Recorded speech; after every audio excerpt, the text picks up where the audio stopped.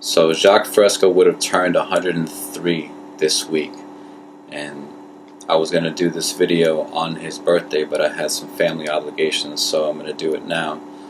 The best that money can't buy. It's a short, easy read. It's just over 200 some pages. This is chapter 19 called Beyond Utopia, and the reason I picked these 2 pages, this chapter, is because there's not enough time right now to talk about all the things that Jacque was, but one thing that I'd like to point out that he's definitely not, and he's stated this many times, is a utopian. A lot of times people make comparisons between what he's talking about, what he's proposing, and a utopia, where everybody holds hands and sings Kumbaya, and you've heard it before. Chapter 19, Beyond Utopia. In 1898, Edward Bellamy wrote the book Looking Backward. It presented a social system with many advanced ideas for its time. This bestseller generated a great deal of interest, and many people wrote to ask about how the type of cooperative society Bellamy envisioned could be brought about. Unfortunately, our nation at that time was not prepared for a transition of this magnitude. The proposals he presented, as well as those of Plato's The Republic, the writings of Karl Marx, H.G. Wells in The Shape of Things to Come, and many others, all represented attempts to find workable solutions to the problems that earlier civilizations have left unresolved. There is little doubt that, at the time of Bellamy's book, social conditions were abominable, which made the utopian ideal much more appealing. What appears to be lacking in most of those concepts, however, is any plan or process to facilitate the transition. Most of the early visions of utopia did not allow for changes in either technology or human values, tending to arrest any innovative efforts. All lacked a set of blueprints and methodology for implementing the ideas in a comprehensive form and a competent staff to effect the transition. Now at last we have such a vision and the means to make it a reality. In recent times we have evolved the necessary technology to surpass the fondest hopes and dreams of any social innovators of the past. Although many of the concepts presented in this book may appear to people of the early 21st century to be unattainable goals, all of these concepts are based upon known scientific principles. The only limitations on the future of humankind are those we impose upon ourselves. The social direction we speak of has no parallel in history with any previous political ideology or economic strategy. Just because previous attempts failed, however, is not a reason to stop trying. The real danger lies in doing nothing. Determining the parameters of this new civilization will require a break with many of the traditions of the past.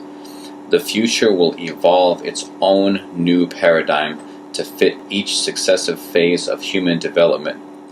Major influences on the earliest utopian concepts were some of the world's religious teachings. In these imagined visions of heaven, there were no property lines, banks, money, police, prisons, militarism, or private ownership. Not so many years ago, an attempt was made in the U.S. to understand a social system very different from our own. A film called The March of Time had this to say about Soviet communism. We believe that the American free enterprise system will function better than the collective system. However, we wish you the best of luck on your new and unusual social experiment. The failure of communism to provide for human needs and to enrich the lives of its citizens is not unlike our own failures. In all established social systems, it is necessary to devise different approaches to improve the workings of the system. Thousands of failures occurred before the first workable airplane was produced. Dr. Ehrlich, spelled E-H-R-L-I-C-H, attempted over 606 different approaches to controlling syphilis before one finally proved successful. Some of the technology we use today, such as televisions, radios, aircraft, and automobiles, are in a constant state of improvement and modification, yet our social system remains largely static. An inscription on one of our government buildings reads, "Where there is no vision, the people perish." The major reason for resisting change is that it threatens vested interests. The fear of social change is unfounded because the history of civilization is one continuous experiment. The American free enterprise system, during its earliest stages, faced problems even more severe than they are today. Long hours, exploitation of child labor, inadequate ventilation in industrial plants, lack of rights for women and black Americans, hazardous conditions in mines, and racial prejudice. Despite many problems, it was the greatest historical innovation in lifestyle, architecture, technology, and the general pursuit of progress. All we recommend is that we continue our process of social experimentation and transcend the limitations of our current society to enhance the lives of everyone. Our future does not depend on present-day beliefs or social customs, but will continue to evolve a set of values unique to its own time. There are no utopias.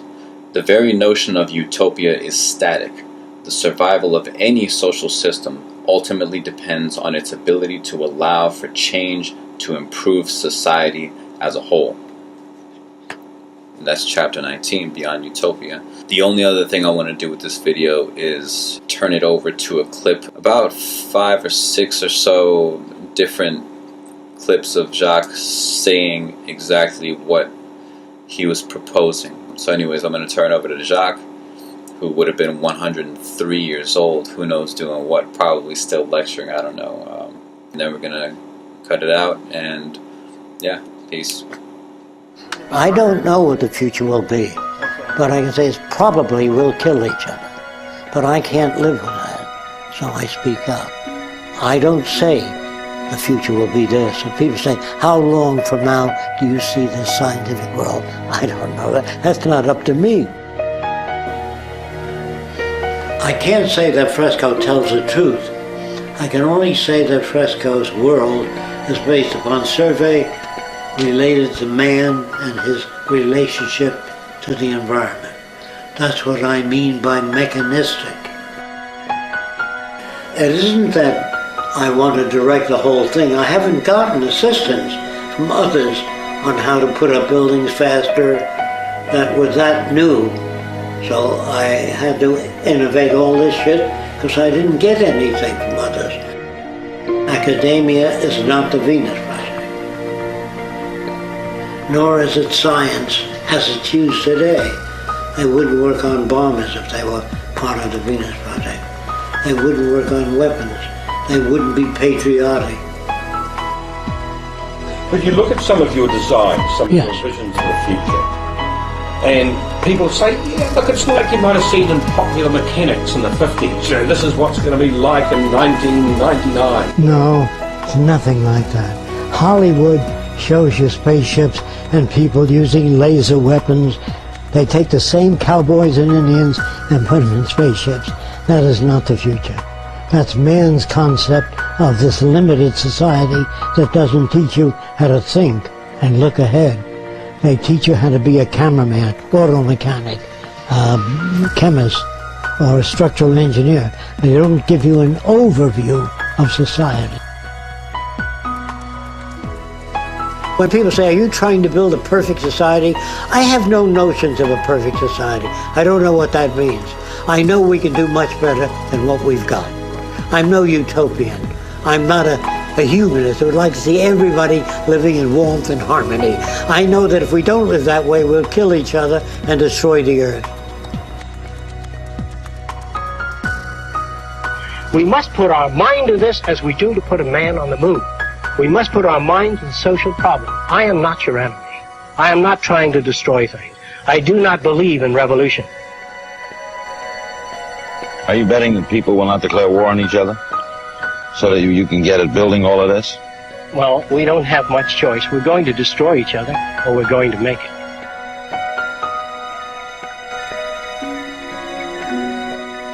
Social engineer, industrial designer and inventor, PhD in human factors engineering, and has worked on many things from anti-icing systems to prefabricated aluminum houses, designed systems for noiseless and pollution-free aircraft, wrote the book Looking Forward. He has lectured at the Department of Sociology in Princeton on Sociology of the Future, guest at the College Editors Environmental Conference in Washington, lectured at Queens College, New York, University of South Florida, University of California, designed various items ranging from drafting instruments to X-ray units. And so, don't just dismiss this. If he says it's possible, it's possible.